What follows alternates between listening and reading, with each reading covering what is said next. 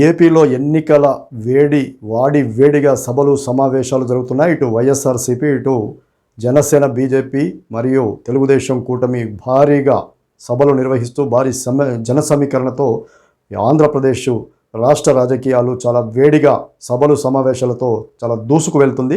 దీని సందర్భంగా ఒక ఇండియా టుడే సర్వే సంస్థ ఏపీలో ఏ పార్టీ గెలవబోతుంది, ఏ పార్టీకి ఎన్ని సీట్లు వస్తాయి, ఏ పార్టీ ఎంత సత్తా నిరూపించబోతుంది, అసెంబ్లీలో ఏంటి, లోక్సభలో ఏంటి అనేది ఈ ఇండియా టుడే సర్వే మనకు ఇండియా టీవీ సర్వే జనం మొగ్గేటుందనేది ఒక్కసారి వాళ్ళు చెప్పిన వార్తని మీ ముందు ఉంచుతాను. త్వరలో జరగబోయే సార్వత్రిక ఎన్నికలపై ఇప్పటికే పలు సర్వేలు, ఒపీనియన్ పోల్స్ ఫలితాలు వెలువడ్డాయి. ఇందులో కొన్ని అధికారికంగా వైసీపీకి మాత్రం మొగ్గు చూపగా మరికొన్ని విపక్ష ఎన్డీఏ కూటమికి జైకొట్టాయి. ఈ నేపథ్యంలో తాజాగా జాతీయ మీడియా ఛానల్ ఇండియా టీవీ తాజాగా నిర్వహించిన ఒపీనియన్ పోల్ ఫలితాలు, ఇందులో ఏపీ ఓటర్లు ఈసారి ఎన్నికల్లో ఎటు మొగ్గు చూపుతున్నారనే తమ అంచనా వెల్లడించింది. ఏపీలో జరిగే లోక్సభ ఎన్నికల్లో ప్రజల నాడు ఎటువైపు ఉందనే అంశంపై India TV CNX opinion poll నిర్వహించింది. వీటి ఫలితాలను తాజాగా ఇప్పుడు విడుదల చేయడం జరిగింది. ఇందులో ఏపీలోని 25 ఎంపీ సీట్లలో అధికార వైసీపీ కేవలం 10 సీట్లు మాత్రమే దక్కించుకోబోతున్నట్టు తేలింది. ప్రస్తుతం 22 ఎంపీ సీట్లు కలిగి ఉన్న వైసీపీ వచ్చే ఎన్నికల్లో మాత్రం 10 నుంచి 12 సీట్లు మాత్రమే గెలుస్తుందని చెప్పేసి అంతవరకే పరిమితం అవుతుందనేసి ఈ సంస్థ చెప్తుంది. మరోవైపు వైసీపీకి వ్యతిరేకంగా ఏర్పడిన ఎన్డీఏ కూటమికి మాత్రం ఇండియా టీవీ ఒపీనియన్ పోల్ స్పష్టమైన ఆధిక్యాన్ని కట్టబెట్టింది.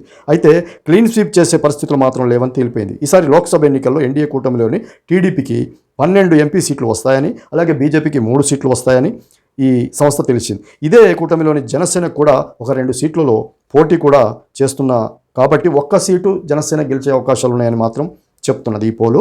ఈ లెక్కను అసెంబ్లీ ఫలితాలను వర్తింపజేస్తే టీడీపీ 12 ఎంపీ సీట్లలో అంటే దాదాపు 84 సీట్లలో ఆధిక్యంలో ఉంటుందని చెప్పేసి వెల్లడైంది. అలాగే బీజేపీ 3 సీట్లలో అంటే 21 సీట్లలో ఆధిక్యం అందుకోవచ్చు, కానీ బీజేపీకి కేవలం 10 సీట్లలోనే పోటీ చేస్తుంది.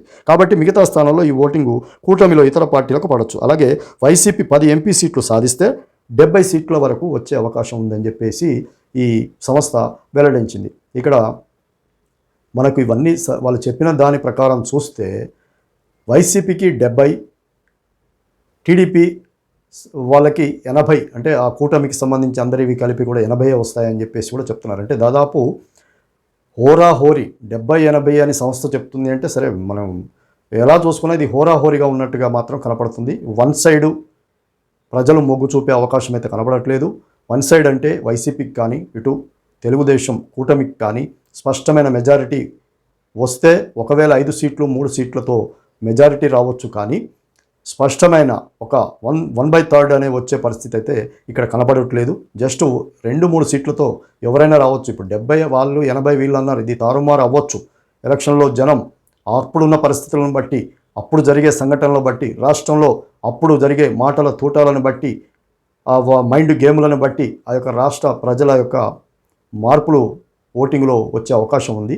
దాన్ని బట్టి మరి ఇప్పుడే టైట్గా ఇలా ఉందంటే అప్పుడు కూడా దాదాపు హోరాహోరీ పోరే ఉంటుంది. ఎవరు గెలుస్తారు, ఎవరు ఓడిపోతారు అనేది కూడా ఇప్పుడే చెప్పే పరిస్థితి కూడా ఇప్పుడు వీళ్ళు చెప్పిన దాన్ని బట్టి మనకు అర్థమవుతుంది.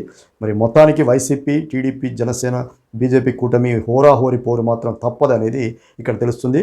వైసీపీ జగన్ గారు ఘోరంగా ఓడిపోతారు అని చాలామంది చెప్తున్న పరిస్థితి కూడా ఉండకపోవచ్చు. ఈ జనసేన వీళ్ళ కూటమి భారీ ఎత్తున దాదాపు 150 సీట్లు గెలుస్తుంది అనే అవకాశం కూడా లేకపోవచ్చు. కాబట్టి ఇది హోరాహోరీ పోరు మాత్రం ఈ ఎన్నికల్లో ఉండబోతుంది.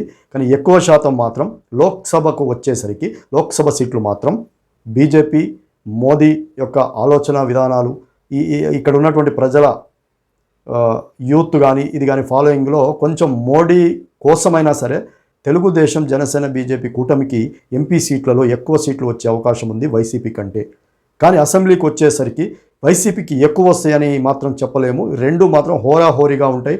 5-6 సీట్లు ఇటు అటు ఎవరికి ఎక్కువ తక్కువలు వచ్చినా ఆంధ్రప్రదేశ్లో, ఏపీలో రాజకీయ నాయకులు కప్పల తక్కెడలాగా ఇటు అటు ఎవరు ఎక్కువ 10 మంది ఎటు జంప్ అయ్యి ఎక్కడ ఏమవుతుందో, ఏ ప్రభుత్వం వస్తుందో తెలియదు. ప్రజాభిప్రాయం ప్రకారమే ఏపీలో గెలిచిన వాళ్ళందరూ కరెక్ట్గా అలా ఉంటారనే గ్యారంటీ కూడా మన కళ్ళ ముందు కనబడట్లేదు. గతంలో కూడా చాలాసార్లు చూడటం జరిగింది. ఇక ఎలక్షన్లో మాత్రం హోరాహోరీయే. ఆ తర్వాత ఏం జరుగుతుందనేది ప్రజల యొక్క ఓటును, వాళ్ళ యొక్క నాడిని బట్టి మనకు ఉంటుంది. ఆ తర్వాత రాజకీయ నాయకుల ఆలోచనను బట్టి జంపింగ్లు ఉంటాయి.